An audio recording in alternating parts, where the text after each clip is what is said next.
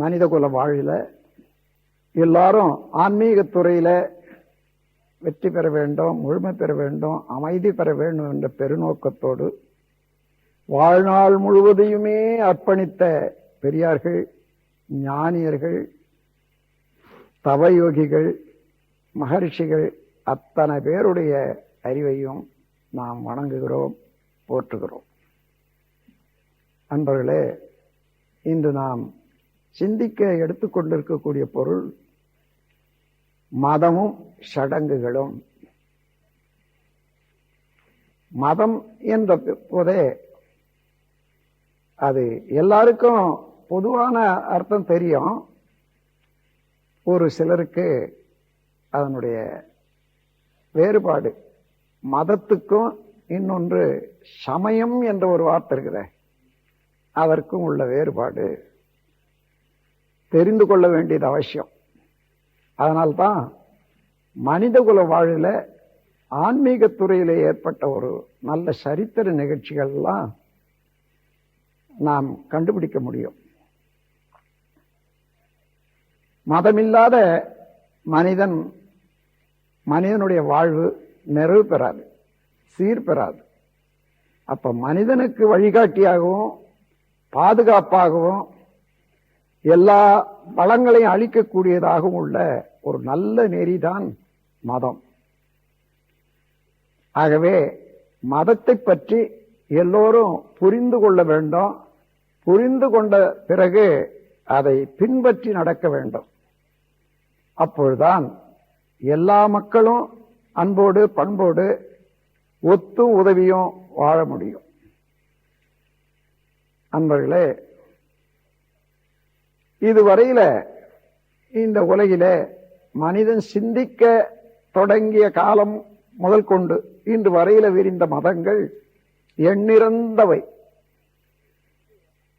ஆயினும் எல்லா மதங்களும் எத்தனையோ பேருடையதாக இருந்தாலும் எல்லா மதங்களும் இரண்டே அடிப்படையைதான் மக்களுக்கு உணர்த்தின.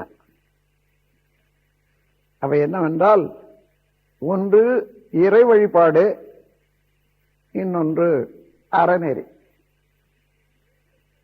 இந்த பேரியக்க மண்டலத்தை சரியாக நினைந்து பார்த்தால், ஆராய்ச்சி செய்தால், அதனுடைய ஆதி நிலையில இருந்து இன்று வரையில மனிதன் வரையில வந்திருக்கக்கூடியது பரிணாமம். அந்த பரிணாமத்துல இறைநிலையில இருந்து தொடங்கி பரிணாமம், இயல்பூக்கம், கூர்தலறம் என்ற 3 திறன்களாக இறைநிலையானது இப்போ வளர்ச்சி பெற்று மனிதன் வரையில வந்திருக்கிறார். அணு முதல் கொண்டு அண்டையீராக உள்ள எல்லா தோற்றங்களுமே ஒன்றிலிருந்து ஒன்றாக வந்த பரிணாமம். எந்தெந்த இடத்துல அணுக்கள் கூடி இயங்குகின்றனவோ, அது சுற்றுப்புற சூழ்நிலை எவ்வாறு அமைந்திருக்கின்றனவோ அதற்கு தக்கவாறு அவ்வப்போது அந்தந்த பொருளிடத்திலே அந்தந்த உயிரிடத்திலே எழக்கூடிய எண்ணமும் செயலும் இயல்பூக்கம். மூன்றாவது, இறை அருளில உதைந்து கிடக்கக்கூடிய ஒரு நீதி. எந்த செயல் செய்தாலும், எங்க எந்த பொருள் அசைந்தாலும் அதற்கு சரியான விளைவு உண்டு. அவ்வாறு செயலுக்கு விளைவு என்ற ஒரு தத்துவம், காஸ் அண்ட் எஃபெக்ட் சிஸ்டம், அதுதான் கூர்தலறம் என்று சொல்லப்படுவது. கூறுதல் என்றால் இறையாற்றலுக்கு நுண்மான் நுழைப்புலன் என்ற ஒரு பேராற்றல் உண்டு. ஆம்னிஷியன்ஸ் என்று ஆங்கிலத்திலே சொல்வார்கள். எல்லாம் உணரத்தக்க அறிவு. ஆகையினால அது எந்த இடத்துல எந்த முறையில அந்தந்த இயக்கங்கள் நடைபெற வேண்டும், அப்படி நடக்கக்கூடிய இயக்கங்கள்ல துல்லியமான விளைவு எவ்வாறு இருக்க வேண்டும் என்ற முறையில அந்த விளைவை அமைத்து தருவது இயற்கை தான். அதுதான் கூர்தல் அறம். கூர்தல் என்ற போதே நுண்ணிய, மாண்புல, தவறாது என்ற அர்த்தம். அறம் என்பது நீதி, இறை நீதி. எந்த இடத்திலையும் எந்த பொருளையும் கூர்தலறமாக செயல் விளைவாக அமைந்து இயங்கி பயனளித்துக் கொண்டு வருகின்றது. ஆகவே இறைநிலையில் இருந்து அணுவாகி, அணுக்கள் இணைந்து அண்டங்களாகி, அந்த அண்டங்கள்ல ஒன்றான இந்த உலகத்துல உயிர்களாகி, ஓரறிவு உயிரில இருந்து 6 அறிவு வரையில மனிதனாக வந்து வாழக்கூடிய மனிதன் அவனுடைய சரித்திரத்தை தெரிந்து கொள்ள வேண்டியதுதான் இறை வழிபாடு. நான் எங்கே இருந்து இங்கு வந்திருக்கிறேன், திடீரென தோன்றிவிடவில்லை. எல்லாம் வல்ல இறை அருள்ல இருந்து அந்த அருட்பேராற்றலின் ஒரு பிரிவாகவே எல்லா பொருளும் இயங்கிக் கொண்டிருப்பது போல நானும் வந்திருக்கிறேன் என்பதை தெரிந்து கொண்டால்தான் மனம் விரியும். உண்மையிலே மனம் நிலைக்கும். செயல் விளைவு தத்துவம் உணர்ந்து நல்லதே செய்யக்கூடிய அளவு தெளிவும் துணிவும் ஒரு மனிதனுக்கு ஏற்படும். ஆகையினால இறை வழிபாடு என்பது முதல் முக்கியமாக எல்லா மதங்களுக்கும் அமைந்திருக்கிறது. அப்போ இறைநிலை உணர்ந்து இறை வழிபாடு செய்தால் என்ன, மனிதன் வாழ பிறந்தான், வாழத்தான் வேண்டும். மத்தியில ஒருவருக்கொருவர் செயல்ல தீய விளைவுகள் இல்லாம பார்த்து கொள்ளணும். ஒருத்தருக்கொருத்தர் உதவியாகவே இருக்கணுமே தவிர யாருமே ஒருவருக்கு ஒருவர் தீங்கு செய்யக்கூடாது. அதற்காக 3 வழிகளை இணைந்த ஒரு நெறிய, வாழ்க்கை நெறிய கண்டுபிடிச்சாங்க. ஒழுக்கம், கடமை, ஈகை. ஒழுக்கம் என்றால் எந்த செயல் செய்தாலும் அதற்கு ஒரு விளைவு உண்டல்லவா. ஆகையினால யார் எந்த செயல் செய்தாலும் அந்த செயல் தனக்கோ பிறர்க்கோ தற்காலத்திலோ பிற்காலத்திலோ அறிவுக்கோ உணர்ச்சிக்கோ துன்பம் எழாத அளவோடு முறையோடு செயலாற்றும் ஒரு பண்புதான் ஒழுக்கம். இது எவ்வளவு முக்கியமானது மனிதனுக்கு என்று பாருங்க. அதன் பிறகு கடமை. ஒரு குழந்தை பிறந்தா 15 ஆண்டுகள் வரையில அதை சம்பாதிக்க முடியாது. அதற்கு பதிலாக இந்த உலகிலே வாழ தெரிந்து கொள்ள வேண்டும். கல்வி வேண்டும், இன்னும் மொழி அறிவு வேண்டும், சாப்பாடு வேண்டும், இவைகளெல்லாம் வேண்டும். யார் கொடுப்பது? சமுதாயம்தான் அளிக்கிறது. எந்த குழந்தையும் பிறந்ததிலிருந்து 15 ஆண்டுகள் வரையில தானே சம்பாதித்து பொருள் பெருக்கி வாழ முடியாது. அது வரையில சமுதாயம்தான் ஒவ்வொரு குழந்தையும் வளர்க்குது. அதன் பிறகு அவன் நல்ல வயது வந்த உடனே உடல் நலமும் உழைக்கும் திறனும் வந்த உடனே அவன் உழைத்து தான் வாங்கிய கடனை, சமுதாயத்துக்கு பட்டிருக்க கடனை திருப்பி கொடுப்பதற்கு ஒரு தொழில் செய்ய வேண்டும். சமுதாயத்துக்கு ஒரு தொண்டு, ஏதோ ஒரு துறையில சமுதாய மக்களுக்கு உதவியாக அமைய வேண்டும் அவனுடைய உழைப்பு. இதுதான் கடமை. கடன் மை விகுதி பெற்று கடமை என ஆயிற்று. அப்போ கடமை, ஒழுக்கம், கடமை. ஈகை என்பது 3வது அவசியம். ஏதோ நாம் முன்ன வாங்கிட்டோம் அதை திருப்பி கொடுக்கிறோம் என்று சொல்றது அது கடமை. ஆனால் முன்ன பின்ன வாங்கவே இல்லை, இருந்தாலும் தேவையாக இருக்கிறது, அது செய்ய வேண்டும் என்ற போது அது ஈகை, உதவி. எப்படி ஒரு சமுதாயத்தில் உடல் ஊனமுற்றவர்கள் பலர் இருப்பாங்க. வயது சென்ற பிறகு சம்பாதிக்க முடியாதவர்கள் பலர் இருப்பாங்க. அவர்களை தாங்கி அவர்கள் ஆதரவு செய்ய முடியாத நிலையில இன்னும் பலர் பலவிதமான உதவிகளை எதிர்பார்த்து தான் இருப்பாங்க சமுதாயத்தில்.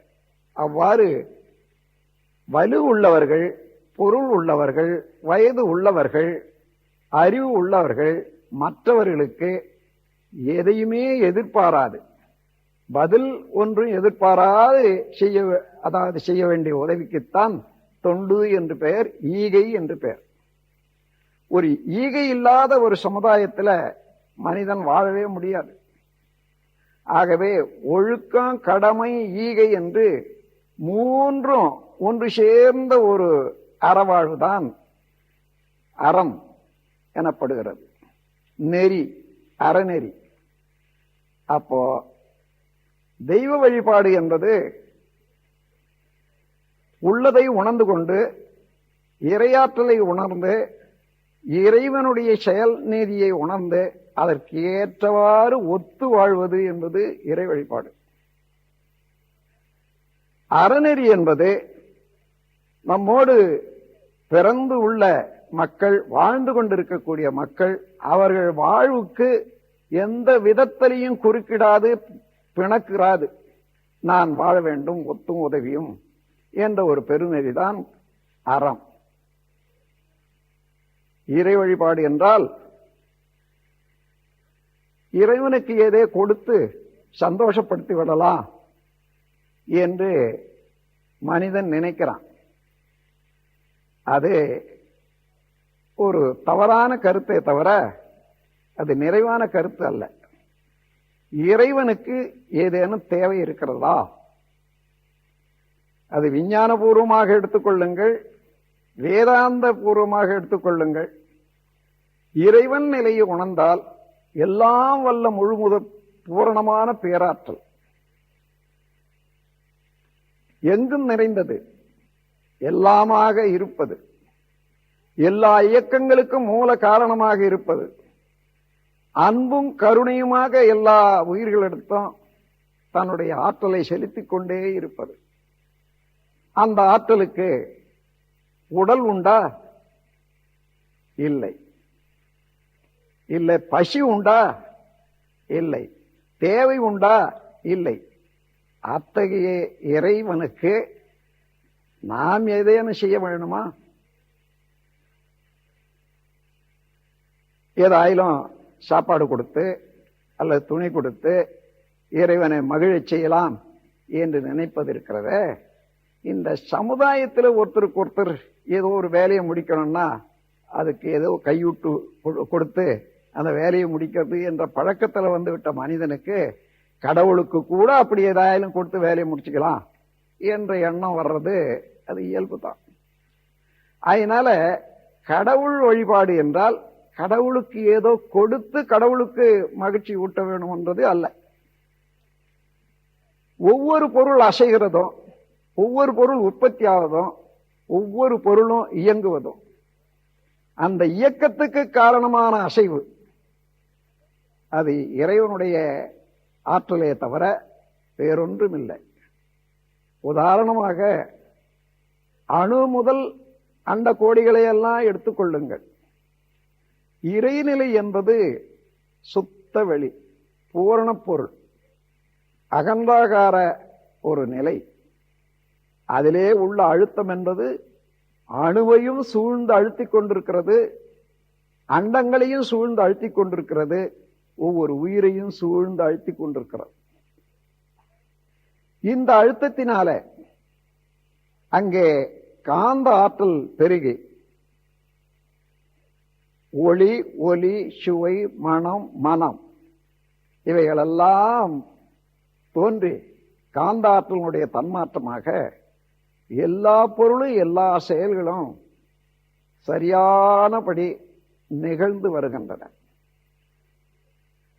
நாம் உணவு உண்கிறோம்.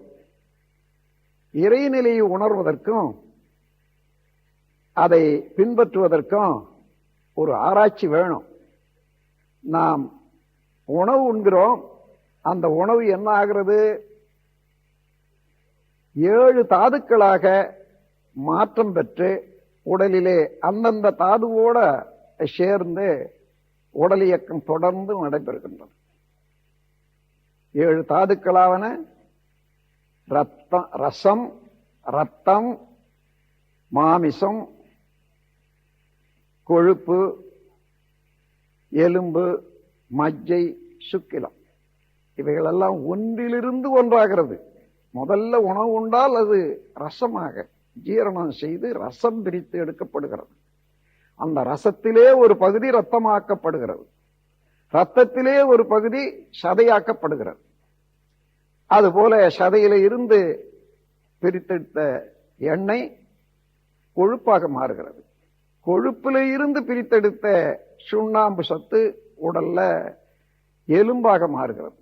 அப்பொழுது எலும்பாக மாறும்போது அதிலே இருக்கக்கூடிய திரவ சக்தி தான் மஜ்ஜை, மூளை.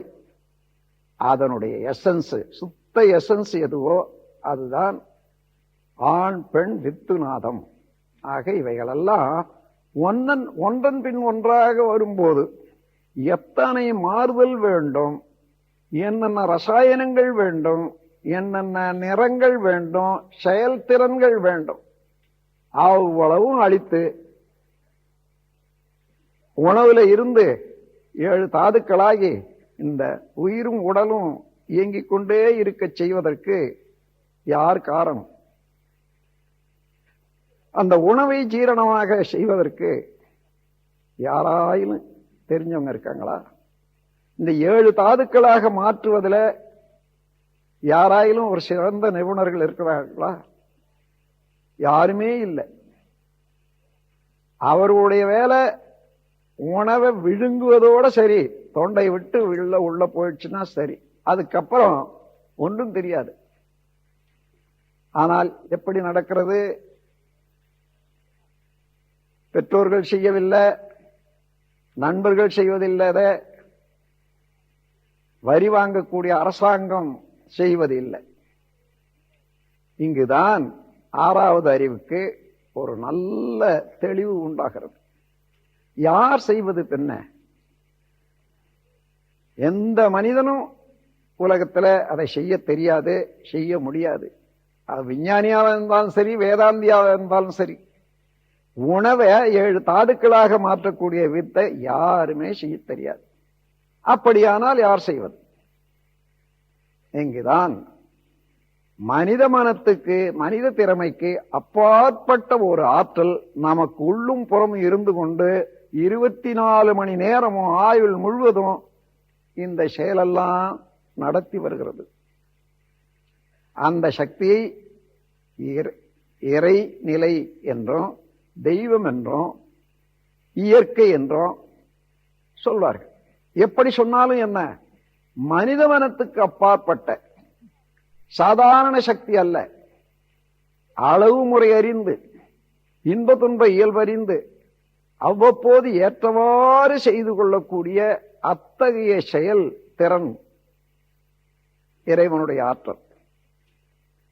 அப்போ அத்தகைய ஒரு பேராற்றலால நடக்கக்கூடிய இந்த ஜீரண சக்தி தன்மை தெரியாமல் எவ்வளவு சாப்பிட்டா ஜீரணம் ஆகுமோ அதற்கு மேலாக 1.25 பங்கா சாப்பிட்டா என்ன ஆகும்?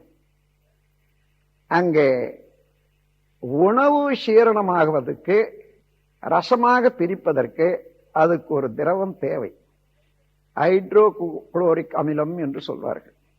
அதை அங்க சுரக்கிறது, அளவோடு சுரக்கிறது. அப்ப எந்த அளவு உணவு சாப்பிட்டால் அந்த இறப்பையில அந்த திரவம் சுரக்கிறது, அது ஜீரணம் ஆக முடியுமோ அந்த அளவு சாப்பிடணும். ஏனால் அங்க இரையாற்றலினுடைய திட்டம் ஒண்ணு இருக்கிறது. அதே போல அது இவ்வளவு சாப்பிட்டா இத்தனை மணி நேரத்துல இவைகள் எல்லாம் மாற்றம் பெறுகிறது என்பது உங்களுக்கு தெரியும். அளவுக்கு மீறி சாப்பிட்டா என்ன ஆகிறது? அந்த அமிலம் போடுறதில்லை. போறாதனால ஜீரணமே ஆகிறது இல்லை, தேக்கம் உண்டாகும். உணவு அதிக நேரம் தேக்கம் உண்டானா, எந்த இடத்துல உண்டானாலும் புளித்து போகும், கெட்டு போகும். சாதாரணமா பகல்ல நாம் சாப்பிடுறோம், சாப்பாட்டுல மிச்சம் இருந்தா வச்சிருந்தா மாலை நேரத்துல எடுத்து சாப்பிடுற போது அது முகந்து பார்ப்பாங்க, ஐயோ ஊசி போச்சு என்று சொல்ல கேள்விப்பட்டிருக்கோம். அப்படி என்றால் புளிச்சு போச்சு. வெளியில வச்சா புளிச்சு போச்சே, உள்ள அதிக நேரம் தேங்கி நின்றால் என்ன ஆகும்? புளிச்சு போகும். அந்த புளிப்பில இருந்து ஒரு கேஸ், ஒரு ஆற்றல் உண்டாகும். அது உடலுக்கு கெடுதி. அப்போ அதுல இருந்து என்ன அஜீரணம், வயிற்று வலி அல்லது பேதி இவைகளெல்லாம் உண்டாக பார்க்கிறோம். அப்போ இறைவனுடைய கூர்தலரும் என்ற செயலால எந்த செயல் செய்தாலும் அந்த செயலுக்கு தகுந்த விளைவு வருதுங்க. அதே நேரத்தில் இறையாற்றலினுடைய கருணையினால நாம் உணவுதான் கொடுத்தோம், 7 தாதுக்களாக மாற்றப்படுகிறது. இந்த இறைவனுடைய ஆற்றலையும் அக்கருணையும் கூர்தலரும் என்ற செயலுக்கு தகுந்த விளைவையும் கவனித்துக் கொண்டால் அதற்கு ஒத்த முறையில இவ்வளவுதான் நான் சாப்பிடணும், இறை ஆற்றலுக்கு நான் ஒத்த முறையில நான் வாழணும் என்று இறையாற்றலுக்கு முரண்படாத, அதன் செயலுக்கு குறுக்கிடாத அளவோடு முறையோடு உணவு உண்ணும் ஒரு பழக்கம் இருந்தால் அதுதான் இறை வழிபாடு. அதே போல உழைப்பு, உடல் உறவு, எண்ணம் இவைகளெல்லாம் எடுத்துக்கொண்டீர்களே, ஆனால் ஒவ்வொரு செயலும் அதுக்குரிய விளைவு உண்டு. அந்த உறுப்புகளுக்கு ஒரு ஆற்றல் அளவு உண்டு. அதற்கு அது நிர்ணயிக்கப்பட்டது இறையாற்றலினுடைய செயல்னாலே தான். ஒவ்வொரு அணுவும் அதை சூழ்ந்தழுத்தி கொண்டிருப்பது இறைநிலைதான். ஆகவே ஒவ்வொரு அணுவும் முறையாக இயங்கிக் கொண்டிருக்கிறது இந்த உடல்ல. அதை தெரிந்து கொண்டு தூங்க வேண்டிய நேரத்திலே தூங்குவது, உழைக்க வேண்டிய நேரத்திலே உழைப்பது, உடலுறவு என்றது உடல்ல உள்ள சத்தை மீதி சக்தியை வெளியேற்றுவது என்பது. இவைகளெல்லாம் அது காலம் அறிந்து அளவறிந்து முறையறிந்து செய்யும் போது அது இறை வழிபாடு. எந்த பொருளையும் இறை ஆற்றல் அடங்கி இருக்கிறது. ஒரு மூலையை எடுத்துக்கொள்ளுங்க, அந்த மூலையிலே ஒரு ஆற்றல் அடங்கி இருக்கிறது. அதை நாம் வாயில போட்டா அல்லது சாப்பிட்டா அதனுடைய ஆற்றல் நம்முடைய உடல்ல சில மாற்றங்களை விளைவிக்கும். அது இறை ஆற்றல் தான். அது அதை தெரிந்து கொண்டு எந்த பொருள் எந்த அளவில் நான் உண்ண வேண்டும், எந்த பொருளை தவிர்க்க வேண்டும் என்று உணவு, உறக்கம், உழைப்பு, உடல், எண்ணம் ஆகிய 5 செயல்களிலேயும் இறைவனுடைய செயலாற்றலையும் திறனையும் அளவையும் முறையும் அறிந்து கொண்டு அதற்கு ஏற்றவாறு நம்முடைய செயலை ஒழுங்குபடுத்தி இணைத்துக் கொண்டோமையானால் அது இறை வழிபாடுதான். இந்த இறை வழிபாடுதான் மனிதன் தெரிந்து கொள்ள வேண்டும். இறைவனுக்கு ஏதோ கொடுக்க வேண்டும் என்ற எண்ணத்துல ஆசை மீறி இவனுக்கு இருக்கக்கூடிய எல்லா தேவையும் அவனுக்கு இருக்கிற மாதிரியா நினைக்கிறானே, அது ஒரு குறுகிய எண்ணம் தான். என்னை போலதான் இறைவன் இருப்பான் என்ற அளவுல மனிதன் குறுகி நிற்கிறான். ஆனால் அதனால என்றுமே இறைவனை அடைய முடியறதில்லை, இறை வழிபாடு சரியாக நடக்க முடியறதில்லை. உதாரணமாக கோயில்களில் போய் பார்க்கிறோம். கோயில்கள் ஒரு உயர்ந்த ஒரு நல்ல அறிவுடையவர்கள் சிலை வணக்கம் என்பதை மனித குலத்துக்கு கொண்டு வந்தாங்க.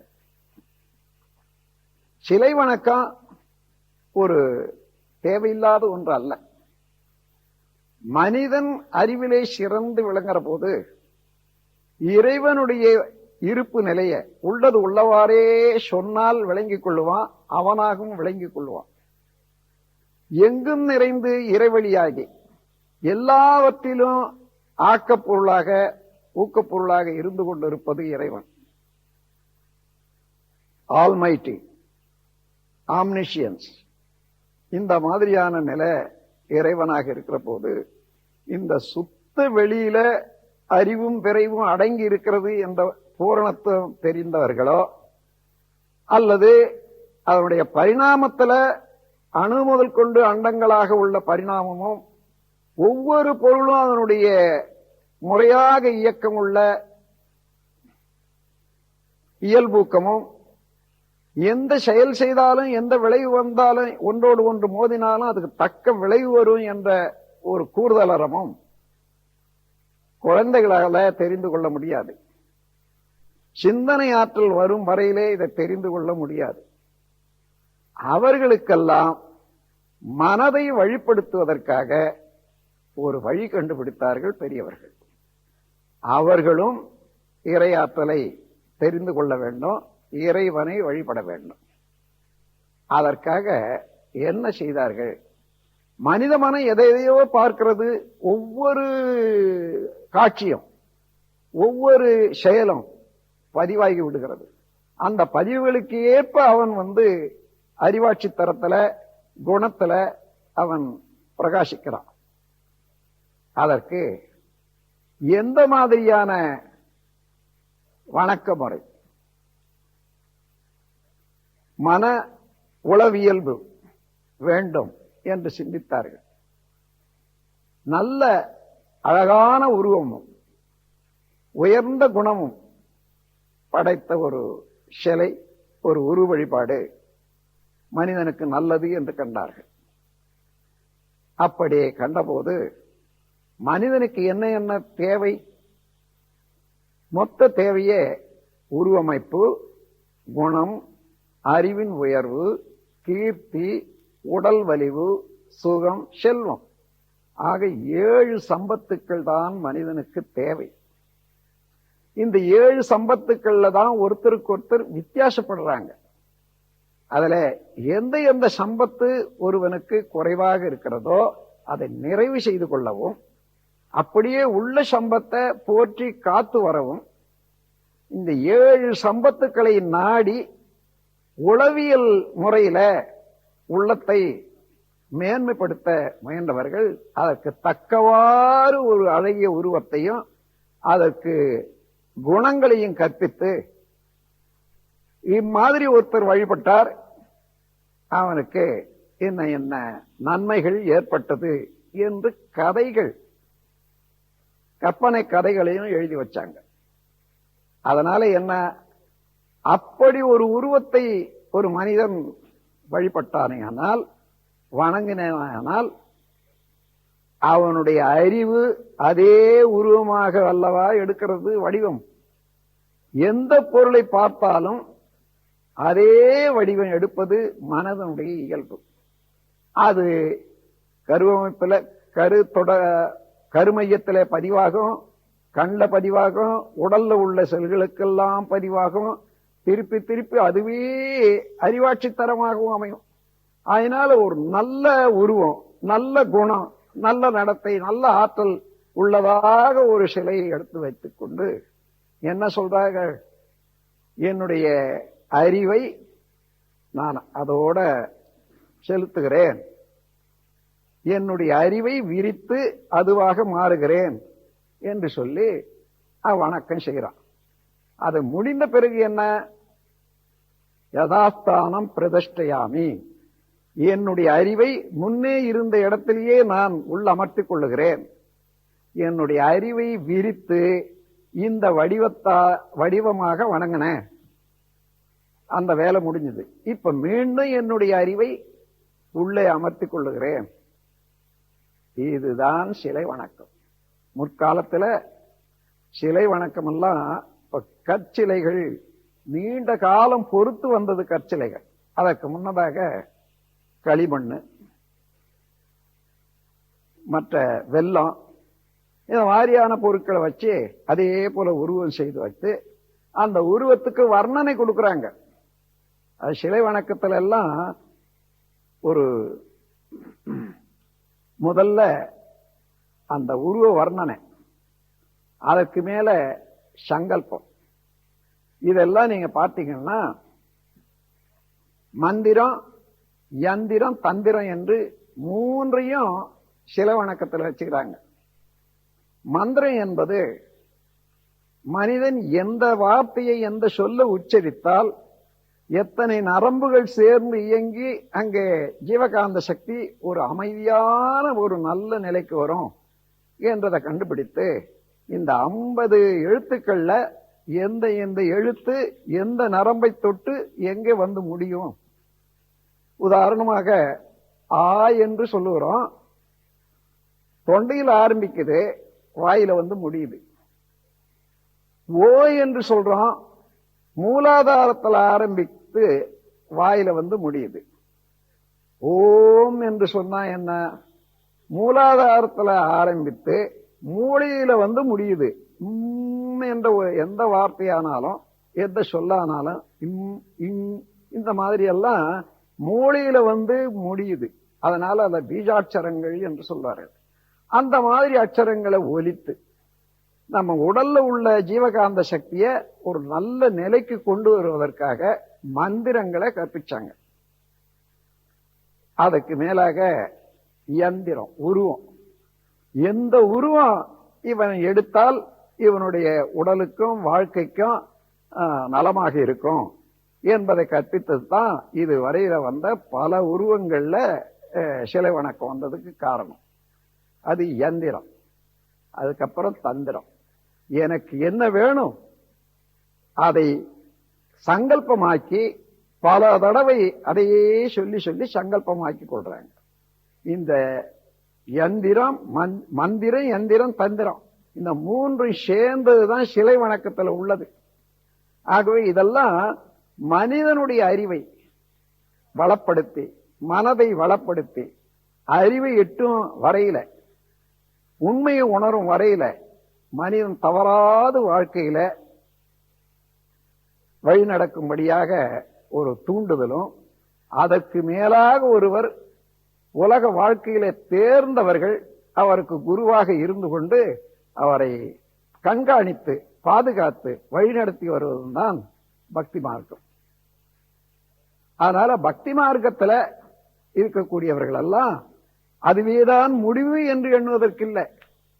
இதெல்லாம் பொருளாதாரம் மற்ற வாழ்க்கை துறைகள்ல மன வேறுபடாத எப்படி ஒழுங்காக இருக்கணும் என்பதற்காக, மனதை வளப்படுவதற்காக, ஒருமை நிலைக்கு கொண்டு வருவதற்காக, நல்லதையே நினைப்பதற்காக ஏற்பட்டவை.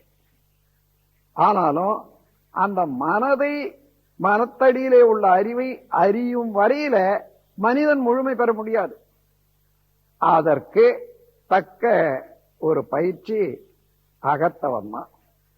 அகத்தவத்தின் மூலமாக என்ன, ஓடிக்கொண்டே இருக்கக்கூடிய மனம் அவ்வப்போது அலைகள் வேறுபடும், அலைச்சுழல்கள் எண்ணிக்கை வேறுபடும். அவைகளெல்லாம் அடக்கி கொண்டு வந்து நிலையாக நிறுத்தி அதை ஒவ்வொரு கட்டமாக உயர்த்தி கொண்டே போறாங்க. அப்படி வர்ற போது அத ஆங்கிலத்தில் beta wave, alpha wave, theta, delta என்று சொல்வார்கள். 1 வரையில போறது, 40ல இருந்து 1 வரையில மனம் இயங்கும். இப்படி அகத்தவத்தின் மூலமாக எல்லா நிலைகள்லையும் எல்லா மனச்சூழல்லையும் விருப்பம் போல பழகிக்கொண்ட மனிதன் எதை சிந்தித்தாலும் உடனடியா அந்த சிந்தனைக்குரிய மனச்சூழல் தானாகவே அங்க அட்ஜஸ்ட் ஆயிடும். அதனால தெளிவு. நுண்மான் நுழைப்புலன் என்ற ஒரு அறிவு நேர்மை அந்த பயிற்சியினாலே வந்துவிடும். நுண்மான் நுழைப்புலன் என்றால் நுண்ணிய மிக மிக கூர்ந்த அறிவு, மாண்புல உயர்வையே நாடத்தக்க, நுழை பெனிட்ரேட்டிவ், அது எல்லா இடத்திலையும் கூர்ந்து செல்லத்தக்க புலன் அறிவு. நுண் மான் நுழை புலன் என்பது 4 வார்த்தைகள் சேர்ந்தது. அத்தகைய அறிவு வருவதற்கு அகத்தவம், வெளியிலே புலன்கள் மூலமாக மனதை செலுத்தி ஒவ்வொரு வடிவமாக பொருளாக மாறி மாறி இன்ப துன்பம் துய்த்து அவைகளெல்லாம் பதிந்து திரும்ப திரும்ப அவைகளிலே எழுந்து அதையே பிறண்டு கொண்டிருக்கிறதுக்கு பதிலாக அவையெல்லாம் விட்டு அறிவை பற்றியே அறிந்து அடக்கம் பெற்று அறிவுக்கும் முழுமையான மூலமான அறிவை அறிந்து அறிவை அறிய போது அவனே இறைவனாக எங்கும் நிறைந்தவனாக இருக்கக்கூடிய நிலையை உணரும் ஒரு பெருமை அகத்தவத்தால் மனிதன் அடைகிறான். இந்த அகத்தவத்தின் மூலமாக மனிதன் தன்னை முழுமைப்படுத்திக் கொள்வதுதான் இறை வழிபாட்டில் உண்மையான இறை வழிபாடு. அங்கேதான் இறைவன் தான் நானாக இருக்கிறான் என்ற ஞானம் உண்டாகும். அதற்கு முன்னாக பக்தி. இப்படி இதை வழிபட்டால் உனக்கு இது கிடைக்கும் அது கிடைக்கும் என்று பிறர் சொன்னாங்க. அந்த சொல்லை நம்பி இவன் நடக்கிறான். அப்படி நம்பி நடக்கிறதுக்கு பக்தி என்று பேர். இப்பொழுது உணர்ந்து கொள்றான். மனம் என்பது என்னது, உயிர் என்பது என்னது, அறிவு என்பது என்னது, அறிவுக்கு மூலமான இறைநிலை என்பது என்னது. இந்த இறைநிலையானது ஆதியில அகண்டாகாரமாக சுத்த வெளியாக பூரண பொருளாக இருந்து அதிலே இருந்து அறிவும் விரைவும் சேர்ந்து விண் என்ற நுண்துகள் இயக்கமாகி அவைகள் ஒன்றோடு ஒன்று சேர்ந்து பஞ்சபூதங்களாகி பஞ்சபூதங்களுக்கு இடையே அதனுடைய விண்ணிலே இருந்து வரக்கூடிய அலையே காந்தம் என்ற ஒரு சக்தி அழுத்தமா ஒளியா ஒலியா சுவையா மனமாக பஞ்ச தன்மாத்திரைகளாகி மனம் என்ற ஒன்றாகவும் இயங்கிக் கொண்டு வருவது அதுவேதான். ஆகவே எந்த பொருளை எடுத்தாலும் எந்த செயலை எடுத்தாலும் அந்தந்த பொருளுக்கு ஏற்றவாறு இறைவன் வெவ்வேறு பொருளாக வெவ்வேறு வடிவமாக இயங்கிக் கொண்டிருக்கிறான் என்பதை அறிந்தால் அவன் இறைவனோட ஒன்றிதான் இருக்கிறான். அவன் வேறு இவன் வேறு இல்லை. அதுதான் வள்ளுவர் சொல்றது. ஐயப்படாது அகத்தது உணர்வானை தெய்வத்தோடு ஒப்புக்கொள்ளல்.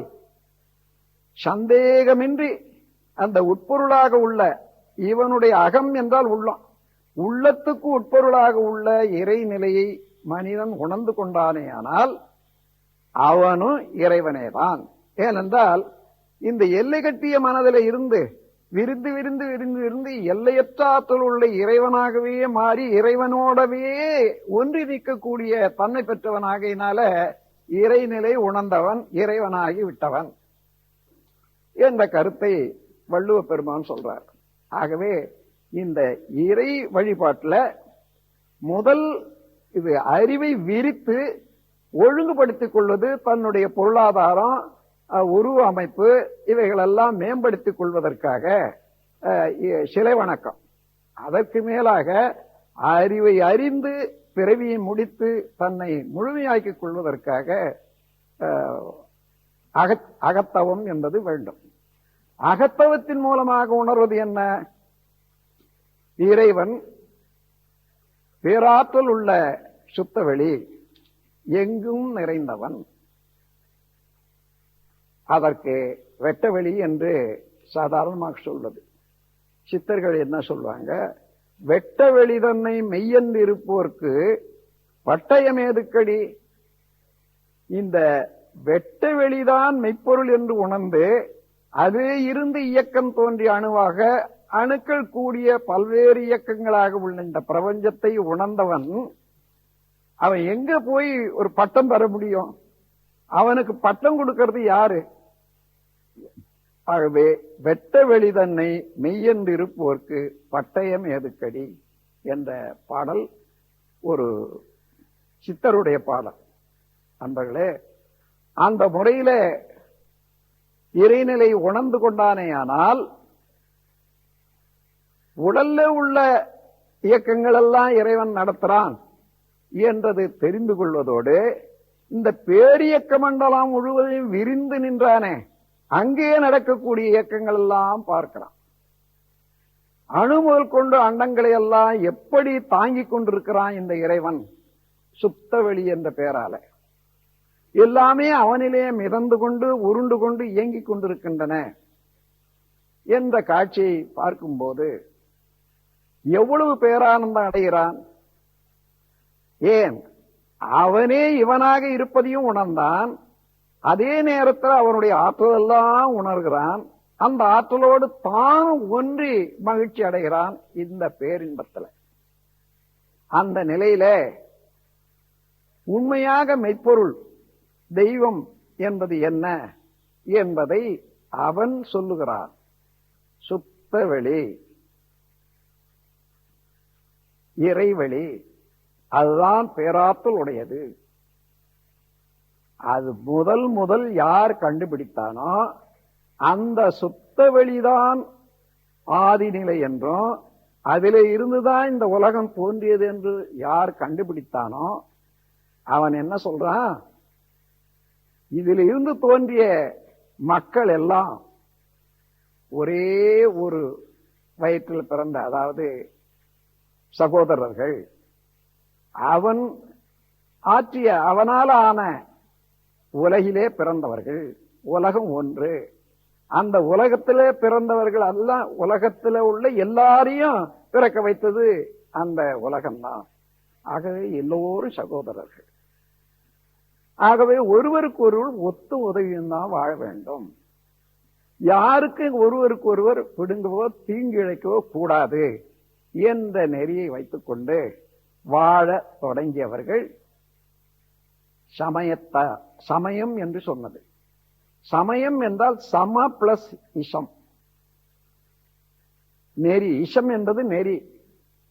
ஈக்குவலிசம், எல்லாரும் நேர் நிறை உணர்வு உடையவர்கள் என்ற கருத்தை ஒட்டி இறைவன் என்பது சுத்தவெளி, அதனுடைய பரிணாமம்தான் பிரபஞ்சம்.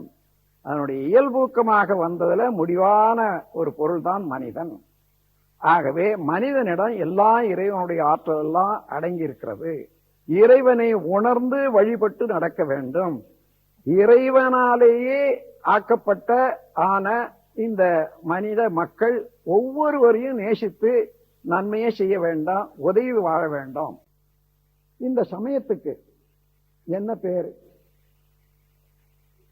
பூரணம் என்ற வார்த்தைக்கு சிவம் என்ற ஒரு வார்த்தை உண்டு. சிவம் என்றால் பூரணம், அகண்டாகாரம். ஆகையினால அந்த சமயத்தை சைவ சமயம் என்று சொன்னார்கள். சிவத்தை அடிப்படையாக வைத்த ஒரு சமயம் சைவ சமயம் என்று வழங்கினார்கள்.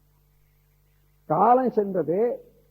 அப்படியானா அந்த சுத்த வெளியில இருந்து இந்த உலகம் எப்படி உண்டாச்சு என்ற சிந்தனை பிற்காலத்தில் வந்தபோது அந்த சிந்தனையிலே கண்டுபிடித்தது இறைநிலையிலே இருந்து அறிவும் விரைவும் அடங்கி இருந்தன. அதில் இருந்து எழுந்தது விண் என்ற நுண்துகள் சக்தி. அந்த சக்தியின் திணிவுதான் பிரபஞ்சம் என்ற கருத்தை கொண்டார்கள். எந்த பொருளை எடுத்தாலும் அந்த விண் என்ற நுண்துகளின் கூட்டே தவிர வேறொன்றும் இல்லை. இறைவனுடைய ஆற்றலெல்லாம் அந்த நுண்துகளாக உள்ள விண்ணுக்கு உண்டு. அது நமக்கு உள்ளும் இருக்கிறது, உடலாக இருக்கிறது, உயிராக இருக்கிறது. உயிருக்குள்ளாக உள்ள அதனுடைய அலையே காந்தமாக இருக்கிறது, எங்கும் இருக்கிறது, எல்லாருமாக இருக்கிறது என்ற போது இதை சக்தி என்று கொண்டு சாக்த சமயம் என்று வந்தது. சக்தி வழிபாடு. ஏனென்றால் பூரணமான பொருளை மனதில் நினைக்க முடியாதவர்களுக்கு சக்தி என்பது காணும் பொருளாகவே காட்சியளிக்கக்கூடியதை வச்சு இதையே எடுத்துக்கொண்டவர்கள் சாக்த சமயம். இந்த சக்தி வழிபாடு தெரிகிற போது எல்லாமே சக்தியினால இணைந்ததுதான், எல்லாமே சக்தி தான். ஆகவே நாம் அனைவரும் சகோதரர்கள், ஒன்றுபட்டு வாழ்வோம் என்ற சமய நெறி சாக்த வழிபாடு, சாக்த நெறி. சக்தியிலிருந்து வந்த வார்த்தை தான் சாக்தம், சாக்த சமயம். சைவ சமயம் முதல்ல தோன்றியது, சாக்த சமயம் இரண்டாவது தோன்றியது. அதன் பிறகு இன்னும் காலம் செல்ல செல்ல இந்த நுண்ணிய விண்துகள் எப்படி இயங்குகிறது, அதனுடைய இயக்கத்தொடராக பிரபஞ்ச பரிணாமம் எப்படி ஏற்பட்டது என்ற ஆராய்ச்சியில அந்த தத்துவ ஞானிகள் எல்லாம் கண்டுபிடித்த போது நுண்ணிய இயக்கத்தோடான விண் தன்னைத்தானே விரைவாக சுற்றி கொண்டிருக்கிறது. ஒன்றோடு ஒன்று சேர்ந்து உரசும் போது சப்தம் என்பது உண்டாகிறது. நுண்ணிய பொருளான அந்த நுண்ணணுவுக்கு, பரமாணுவுக்கு இரண்டு ஆற்றல்கள் உண்டு. ஒன்று சுழன்று கொண்டே இருக்கிறது சக்கரத்தை போல, இன்னொன்று ஒலித்து கொண்டே இருக்கிறது, அது மோதல்னால அதுல உள்ள ஆற்றல். இப்போ வழிபடுபவர்கள் ஒரு உருவம் வேண்டுமே. இந்த உருவத்தை இந்த இடத்துல ஏற்படுத்தி கொண்டார்கள். என்ன உருவம்? ஒலிக்கு சங்கு, சுழலுக்கு சக்கரம். இந்த சங்கு சக்கரம் இரண்டையும் கொடுத்து ஒரு உருவத்தை ஏற்படுத்தி, இது மகாவிஷ்ணு, உலகத்தை ஆக்கி காத்து வரக்கூடிய மகாவிஷ்ணு. வைணவ சமயம், அதுதான் வைணவ சமயம் என்று கூறப்படுகிறது. சைவம், சாக்தம், வைணவம். அந்த வைணவ சமயத்தின் கீழே இந்த சங்கு சக்கரமும் ஆக உள்ள அந்த சுத்த விண் எங்கு உள்ளது, எல்லாமாக இருக்கிறது என்றதான் அர்த்தம். அதை தாண்டி போனா இறைவன் தான். அதை ஒரு ஆழ்வார் எவ்வளவு தெளிவா சொல்றார் பாருங்க. ஆழ்ந்து அகன்று ஓங்கி உயர்ந்த முடிவில் பெரும் பாழேயோ, இப்படி சொல்லிட்டு இறைவன் பாழ், அதாவது சுத்த வெளிதான் என்று விளக்கிட்டார். அதன் பிறகு சொல்றார், நன்றாய் ஞானம் கடந்து போய் நல்லிந்திரியமெல்லாம் ஈர்த்து ஒன்றாய் கிடந்த அரும்பெரும்பாள் உழைப்பில் அதனை உணர்ந்து சென்றாங்கு இன்ப துன்பங்கள் செற்று களைந்த பசையத்தால் அன்றே அப்போதே வீடு, அதுவே வீடு பேராமே என்று அந்த சைவ சமயத்தில் இருந்து மற்ற உலகமெல்லாம் விரிந்த ஒரு காட்சியை மனதில் வைத்துக்கொண்டு அந்த அளவில் நான் பெரியார்கள் பாடியிருக்காங்க. இப்போ இந்த 3 சமயங்களை பற்றி தெரிந்து கொண்டீர்கள். மனிதனுடைய இயல்பான ஒரு ஆற்றல்ல இந்த உலகம் எப்படி நடக்கிறது என்ற சிந்தனையில கண்டவன் சூரியன் தான் என்றதை உணர்ந்தான். சூரியனால தான் வெப்பம் உண்டாகிறது, சூரியனால தான் மழை பெய்கிறது, சூரியனால தான் எல்லா ஜீவன்களும் வாழ்கின்றன என்றதை தெரிந்தவன் அதையே வழிபடு தெய்வமாக வைத்துக்கொண்டு எல்லாரும் சூரியன் கீழே சம அந்தத்து உடையவர்கள், நேர்நிறை உணர்வு உடையவர்கள் என்ற போது சௌர சமயம் என்று அது பெயரிடப்பட்டது. சைவ சமயம், சாக்த சமயம், வைணவ சமயம், சௌர சமயம். இந்த 4 என்ன கூறுகிறது? இயற்கையை உள்ளது உள்ளவாறே எடுத்து கூறி அதன் கீழே தோன்றிய மக்களெல்லாம் சகோதரர்கள், ஒருவருக்கு ஒருவர் ஒத்தும் உதவியும் வாழ வேண்டும். இதுதான் சமய நெறி. அதன் பிறகு நீண்ட காலம் பொறுத்து அந்த உலக உற்பத்தி இயக்கம் இவைகளை பற்றி பார்த்தபோது அணுவில் இருந்து நேரடியாக அணுவாக இல்லை, அணுக்கள் கூடி பஞ்ச பௌதீக பிரிவுகளாக மலர்ந்தன. அந்த பஞ்ச பௌதீக பிரிவுல ஒவ்வொரு பிரிவிலையும் இந்த காந்த சக்தியானது அழுத்தமாக, ஒளியாக, சுவையாக, மனமாக மாறிக்கொண்டே இயங்குகின்றன. ஆக பஞ்சபூதங்கள் பஞ்ச தன்மாத்திரை என்ற விளக்கம் கொடுத்து இயற்கையை முறையாக எல்லாரும் உணர்வாறு செய்தார்கள். அதுதான் வேதம் எனப்பட்டது. அந்த வேதத்துக்கு முதற்பொருளாக சுத்த வெளி என்று கூறிய போது அது வேத அந்தம். அந்த வேதாந்தத்தில் வந்த போது என்ன, 5 நிலைகள் தான் பிரபஞ்சம். இயற்கை என்பது 5 பிரிவுகள் உடையது. அப்போ வழிபடும் சாதாரணமான மக்கள் 5 பிரிவுகள் என்றால் 5 கரம். 5 கரம் உடையது எது என்று யோசித்த போது யானை தான் அவர்களுக்கு மனசுல பட்டது. யானையை போல ஒரு உருவம் வைத்துக்கொண்டு 5 கரம் இருக்கிறது, 4 கால், ஒரு தும்பி, இதை வைத்துக்கொண்டு இதுவே வழிபடும் கடவுள். இந்த பஞ்சபூதங்கள் பஞ்ச தன்மாத்திரைகள் என்ற முறையில அதை விளக்குவதற்கு இந்த கணபதி உருவம்தான், விநாயகர் உருவம்தான் அல்லது யானை உருவம்தான் சரியானது என்று எடுத்தாங்க பாருங்க. அங்கேயும் அதே சமயத்தை கொண்டு வந்தாங்க. எல்லாரும் இந்த 5 நீதியின் கீழே, பஞ்சபூதங்களின் கீழே, பஞ்ச தன்மாத்திரையின் கீழே எல்லா மக்களும் நேர்நிறை உணர்வு பெற்றவர்கள் தான் முதல்ல மனிதனாக பிறந்தவன் இந்த 5 உணர்ந்து கொள்ளணும். இதை உணராத வேறு எதையும் உணர முடியாது என்று கூறிய போது கணபதி என்ற ஒரு பெயரை வைத்து அந்த மதம் சமயம் ஏற்பட்ட போது காணபத்தியம் என்று ஒரு 5வது சமயம் வந்தது. அதன் பிறகு நீண்ட காலம் பொறுத்து இந்த வேதாந்தத்தில் பஞ்சபூதங்களை பற்றி ஆராயப்பட்டது, பஞ்ச தன்மாத்திரை பற்றி ஆராயப்பட்டது. சரி, மனதை பற்றியும் அறிவை பற்றியும் அங்கே சொல்லவில்லை. அதன் பிறகு அதை பற்றி ஆராயணும் என்ற போது எதை கொண்டு ஆராய்வது? மனதை கொண்டுதான் ஆராயணும். அப்படி மனதை கொண்டு மனதை ஆராய தொடங்கிய போதுதான் அகத்தவம் என்பது உண்டாச்சு. அந்த முறையிலே அகத்தவத்தில் அலையாக இருந்த மனம் நிலையை பெற்ற போது இந்த பேரியக்க மண்டல ரகசியம் எல்லாம் அவர்கள் உணர்ந்தார்கள். அந்த இடத்துல அணு முதல் கொண்டு அண்டங்கள் ஈராக பஞ்சபூதங்களாக இருந்த போதிலும் அந்த பஞ்சபூதங்களுக்கு இடையே காந்த சக்தியானது அழுத்தம், ஒளி, ஒலி, சுவை, மனம் என்ற 5ஆக மலர்ந்த போதிலும் அதனுடைய முழுமையாக ஜீவன்ல இருப்பது மனம்.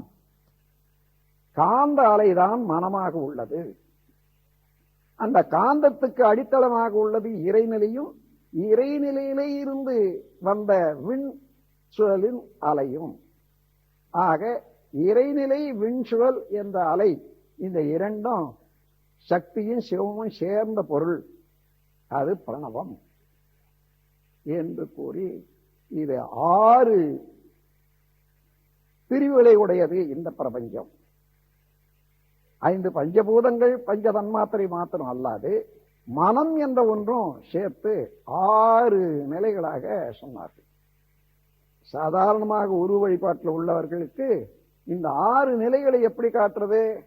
6 முகமாக வச்சு ஒரு உருவம் வச்சு 6 முகமாக்கி கொண்டார்கள். அது ஷண்முகம். இப்பொழுது 6வது மதம் தோன்றியது, சமயம். ஷண்முக, அதாவது கௌமார சமயம். 6வது வந்தது கௌமார சமயம். அப்போ சமயங்கள் என்பது இயற்கையை உள்ளது உள்ளவாறே கூறுவது. சைவ சமயம், சாக்த சமயம், வைணவ சமயம், சௌர சமயம், காணபத்தியம், கௌமாரம். இந்த 6 சமயங்களும் தான் மனிதனை வேறுபடுத்தாது, உயர்வுதாழ்வு காட்டாது. எல்லாரும் ஒத்த முறையில, அங்க குரு இல்ல, சிஷ்யன் இல்லை, எல்லாரும் ஒரே பொருளை உணர வைத்தது, நேர்நிலை உணர்வாக நிற்க செய்வது சமயங்கள். அதற்கு மேலாக நாகரீகம் வளர வளர ஒவ்வொரு இடத்திலையும் இந்த பூமியில ஆங்காங்கு தோன்றி வாழ்ந்து கொண்டிருக்கக்கூடிய மக்கள் வாழ்க்கையில சில அனுபவங்களை பெற்றாங்க.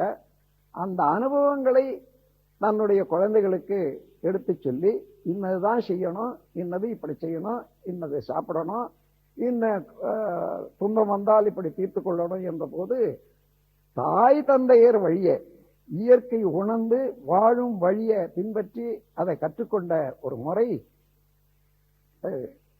கலாச்சாரம் என்றும் பண்பாடு என்றும் வந்தது. அதுதான் பண்பாட்டு கல்வி. பண்பாட்டு கல்வி என்பது பள்ளிக்கூடத்தில் படிக்கிற படிப்பு அல்ல. தாய் தந்தையர் வகையே நீண்ட நெடுங்காலமாக பல தலைமுறைகளாக வந்த வழக்க பழக்கங்கள் எல்லாம் அதனுடைய அர்த்தத்தோடு ஒவ்வொருவரும் தெரிந்து கொள்ளக்கூடியது தந்தை தாய் மூலமாக. இது பண்பாட்டு கல்வி. இந்த பண்பாட்டு கல்வி பல இடங்கள்ல ஒவ்வொரு அங்கங்க உள்ள சீதோஷ்ண நிலைக்கு தகுந்தவாறு, விளைபொருளுக்கு தகுந்தவாறு, மனிதனுடைய அறிவு வளர்ச்சிக்கு தகுந்தவாறு உருவாயிற்று.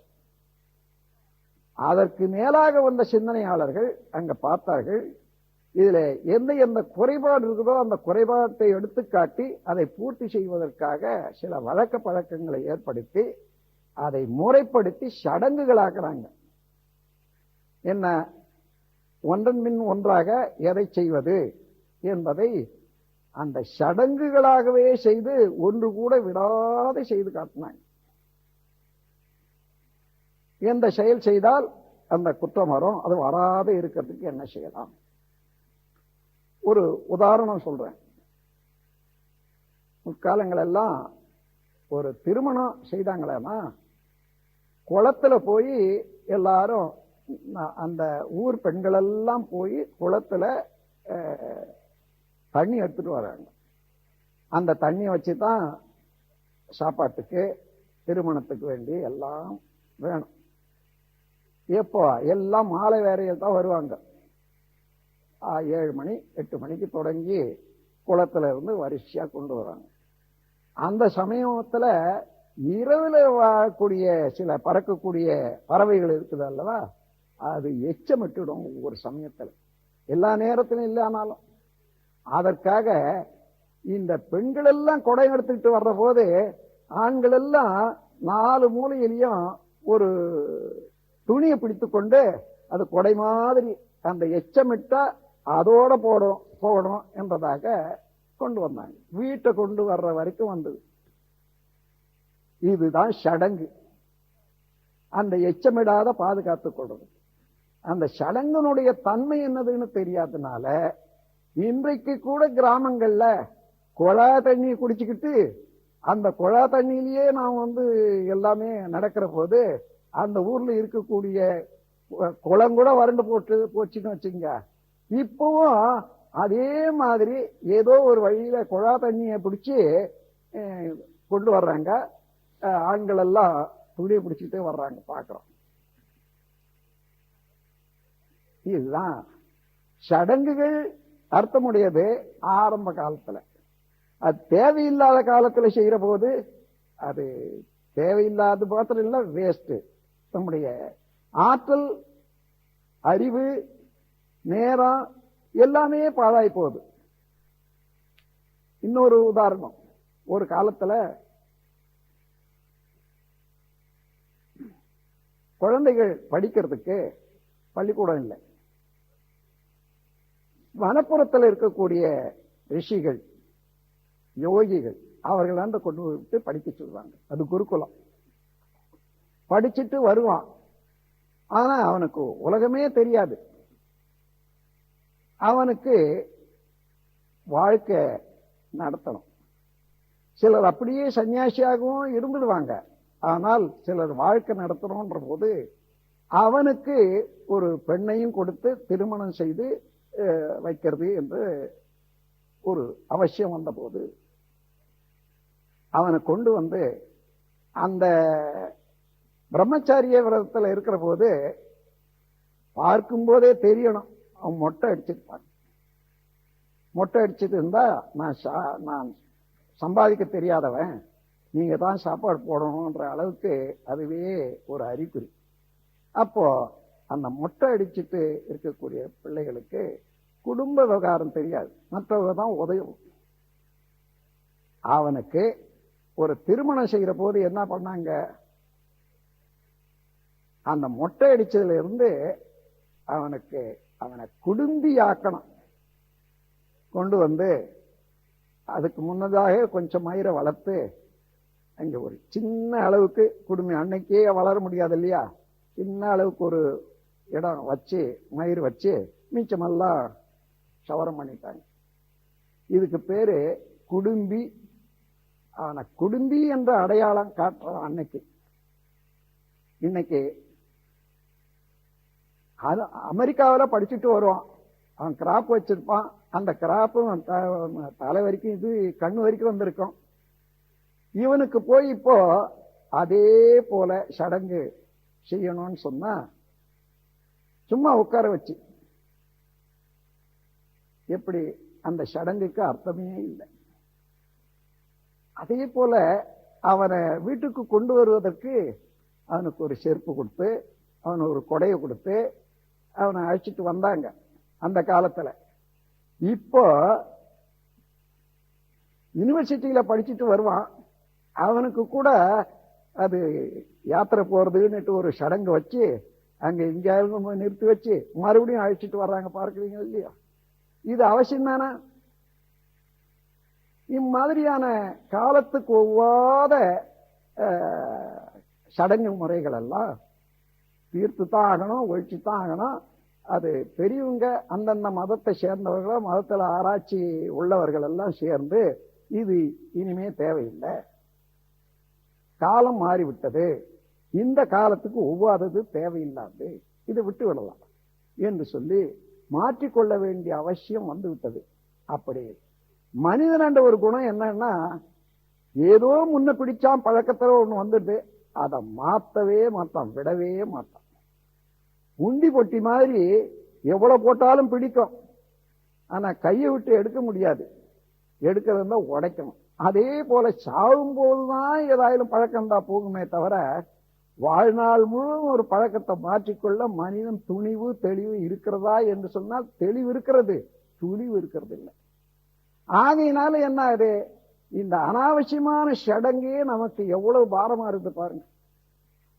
அந்த சடங்குகளை விட்டுவிட்டு சமய நெறிப்படி செய்யத்தக்கதை செய்து செய்யத்தகாததை விட்டு இறை வழிபாடு என்ற முறையில இறைவனுடைய செயலாற்றலை பரிணாமம் இயல்புக்கும் கூறுதலரும் என்ற ஆற்றலை உணர்ந்து கொண்டு ஒவ்வொருவரோடும் அன்போடு பண்போடு நடக்க பழகி கொண்டால் உலகம் எப்படி இருக்கும் பாருங்க.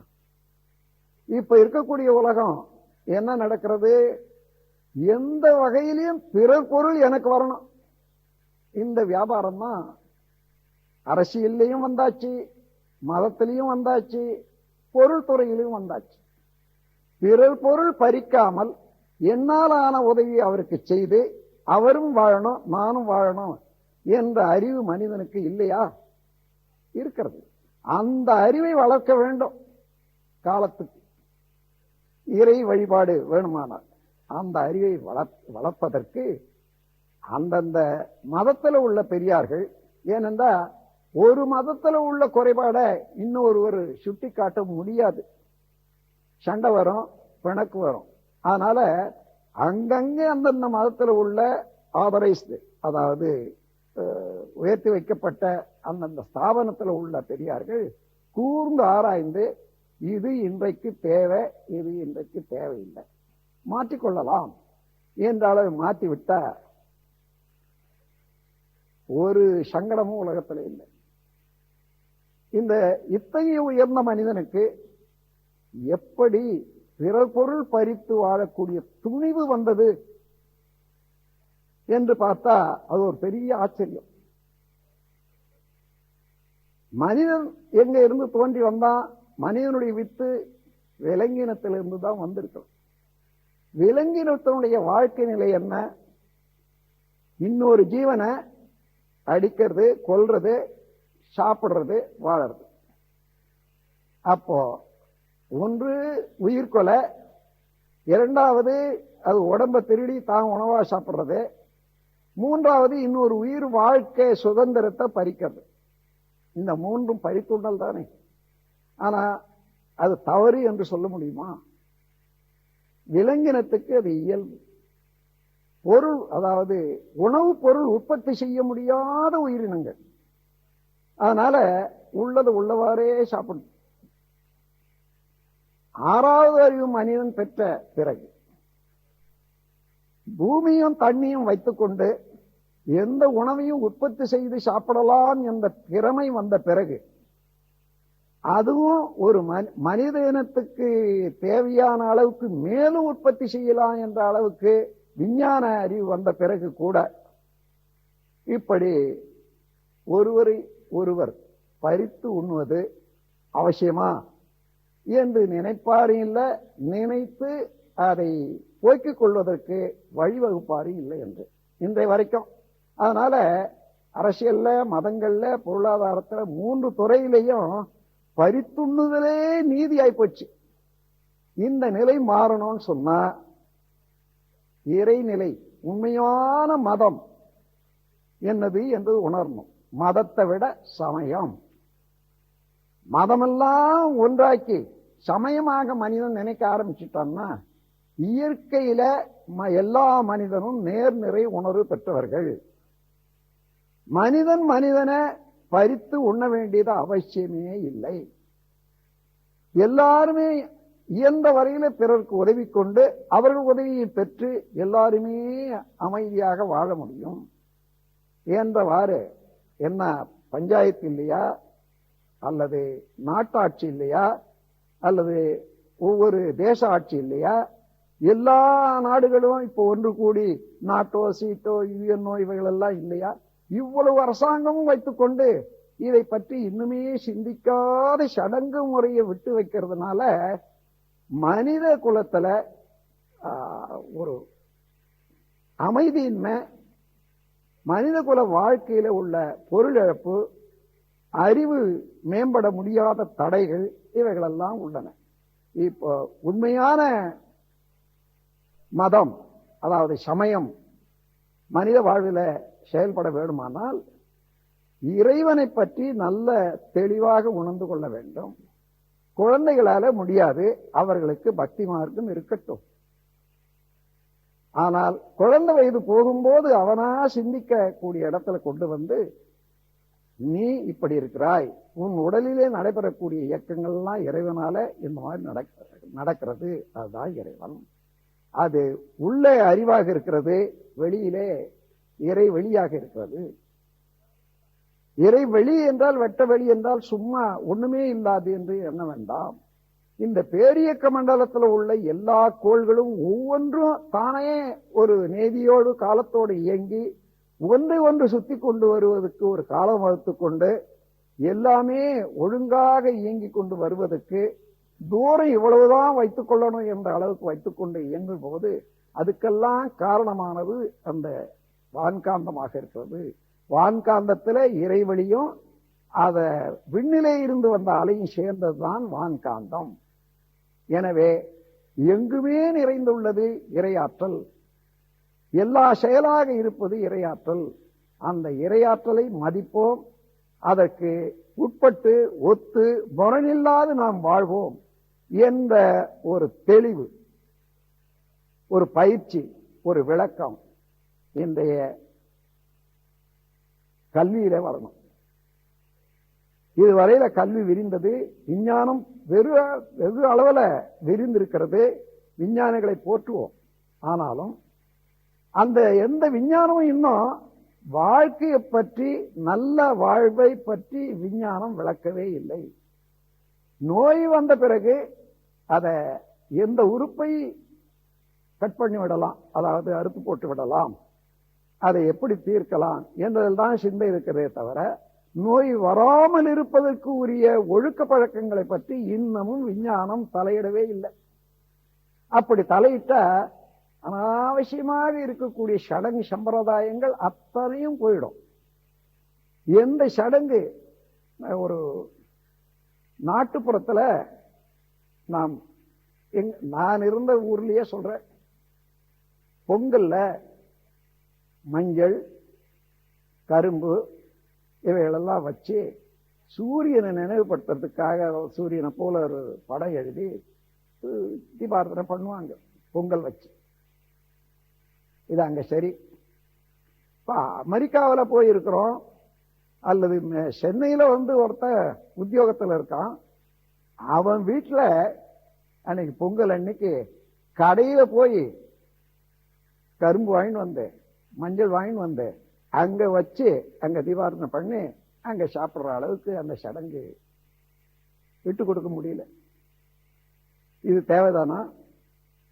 எதற்காக இந்த சடங்கு என்பதை இதுவரையில இந்த மதத்தவர்கள், மத போதகர்கள் மனிதனுக்கு சொல்லி வைக்கவில்லை. இரண்டாவது, இறைநிலை என்றது இன்னதுதான் என்பது உண்மையை உணர்த்துவதும் இல்லை. அந்த உண்மையை உணர்வதற்கு பயிற்சி முறைகளை அளிப்பதற்கும் மதங்கள் இன்று முன்வரவில்லை. நமது கோயில்கள் எல்லாம் கூட உயர்ந்த தத்துவத்தை அடிப்படையாக கொண்ட கோயில்கள் தான். ஒவ்வொரு கோயிலையும் தியான மண்டபம் என்று தனியாக வச்சிருக்காங்க. அந்த தியான மண்டபத்துல நீங்கள் போய், நான் அகத்தவன் செய்யணும், பழகிட்டு இருக்கேன், அமைதியான இடம், எனக்கு நான் அங்க போய் செய்யணும்னு சொன்னா அதெல்லாம் முடியாது, கொடுக்கவே மாட்டாங்க. அதை கொடுக்காத இருக்கிறதோடு மாத்திரம் இல்லை, ஒவ்வொரு தியான மண்டபமும் கோயில்கள்ல இன்னைக்கு பள்ளி அறைன்னு சொல்றாங்க. பள்ளி அறைன்னு யாரு? சுவாமியும் சுவாமியினுடைய மனைவியும் ராத்திரில போட்டு பூட்டி வைக்கிறதுக்கு பள்ளி அறை. இவ்வளவு கீழே இருக்கிறது மனிதனுடைய மனம். இந்த மனம் உயரணும் என்று சொன்னா உண்மையான கடவுள் உணர்ந்து சமய நெறி பரவணும். அதனால மதங்களை எல்லாம் நான் குறை சொல்லல. இதுவரையில வந்தது சரி. இனிமே இந்த மனித குலம் வாழறதுக்கு பிணக்கு ஒழிச்சு செயல்ல முறையாக இருப்பதற்கு என்ன வேணும்? அப்படி இருந்தால் என்ன எப்படி திட்டமிடுவார்கள்? ஒவ்வொரு குழந்தையும் பிறக்கிறதுல இருந்து வளர்றதுக்கும் வாழறதுக்கும் நல்ல வழி கல்வி முறையில வழியும், எல்லாருக்கும் வேலை கிடைத்து உணவு பெறுவதற்கு முறையாக தொழில் முறைகளையும் வகுக்க முடியும். முடியாதல்ல. விஞ்ஞானம் உயர்ந்து கொண்டே போக போக கையினால் செய்யக்கூடிய திறமை தேவையில்லாத போச்சு. அப்ப இன்னும் மனிதனுக்கு வேலை இல்லாத திண்டாட்டம் உயர்ந்து கொண்டுதானே வரும். மக்களுடைய எண்ணிக்கை உயர உயர அதற்கு ஏற்றவாறு பூமி விரிய போறதில்லை. இருக்கக்கூடியதுலதான் மனிதன் வாழணும். அப்போ உணவுப் பொருள் உற்பத்திக்கு இதே இடம்தான். அதனால இப்போ விஞ்ஞானம் வளர வளர மக்கள் கூட்டம் பெருக பெருக எந்த முறையில நம்முடைய வாழ்க்கை அமைத்துக் கொள்ள வேண்டும்? மக்கள் குலம் கொஞ்சமாக இருந்த போது அப்போ ஒரு தேவை இருந்தது. இன்னும் ஜனப்பெருக்கம் வேண்டும். அப்பொழுதுதான் ஒருத்தருக்கு ஒருத்தர் பொருட்களை உற்பத்தி பண்ணி நிறைவு கொள்ள முடியும் என்பதற்காக ஒவ்வொருவரும் ஒரு குழந்தை பெறணும் என்பதை வற்புறுத்துவதற்காக. அப்படி குழந்தை இல்லைன்னா சொர்க்கம் இல்லை என்ற கற்பனையும் கட்டி வச்சாங்க. இன்னைக்கு அந்த கற்பனை தேவைதானா? குழந்தை இல்லாதவனுக்குத்தான் சொர்க்கம்னுட்டு திருப்பி இல்லையே சொல்லணும் இந்த காலத்துல. எனக்கு குழந்தை இல்லாதனால நான் அப்படி சொல்றேன்னு நினைக்க வேண்டாம். குழந்தை உள்ளவர்கள் இருக்கட்டும். ஒருத்தருக்கு ஒரு குழந்தை பிறந்தா அல்ல 2 குழந்தை பிறந்தா போதும். இன்னும் இந்த உலகத்துல இன்னும் நெருக்கடி அதிகம் ஆக ஆக என்ன ஆகும்? இந்த மனித குலத்தை வாழ வைக்கிறதுக்கு யார் தேவை? யார் செய்யணும்? அரசியல் எடுக்கணும், மதவாதிகள் எடுக்கணும், தொழில்துறைவாதிகள் எடுக்கணும். ஆனா அவர்களுக்கெல்லாம் உண்மை உணர்வு வந்தாதானே, சமய நெறி வாழ்க்கையில வந்தாதானே முடியும். அத்தகையவர்களுக்கெல்லாம் சமய நெறிய யார் ஊட்டுவது? விஞ்ஞான படிப்பை கொடுத்து வரக்கூடிய கல்லூரிகள் ஒரு காலம் ஊட்டாது. ஏனென்றால் எந்த ஒரு தனி மனிதனும் ஒரு இயக்கமும் அரசியல்வாதியோ மதவாதியையோ பொருள்துறையில தலைமையில் இருக்கக்கூடிய செல்வந்தர்களையோ திருத்தவே முடியாது. அவர்களிடம் உள்ள குறைபாடை சுட்டிக்காட்டவும் முடியாது. அப்ப என்ன வேண்டும்? ஒவ்வொரு மனிதனும் இயற்கை உணரணும், இறை வழிபாடு, முறையான இறை வழிபாடு செய்யணும். அடுத்தபடியாக பிறரை நேசித்து ஒத்தும் உதவியும் வாழக்கூடிய பண்பாடு பழக்கம் அவனுக்கே உணர்ந்து வரணும். அதற்கு அகத்தவமும் அதற்கு ஏற்ற பயிற்சி முறைகளும் தான் தேவையே தவிர மற்றபடி இனியும் இந்த எல்லாருமே மதங்கள் வேண்டாம் என்பதல்ல. அதுல உள்ள சடங்கு முறைகளையே பின்பற்றி வாழ்ந்தால் இதுவரையில என்ன ஆச்சோ அதையே தான் இன்னும் அதிகரித்துக் கொண்டே வரும். இனி வருங்காலத்துல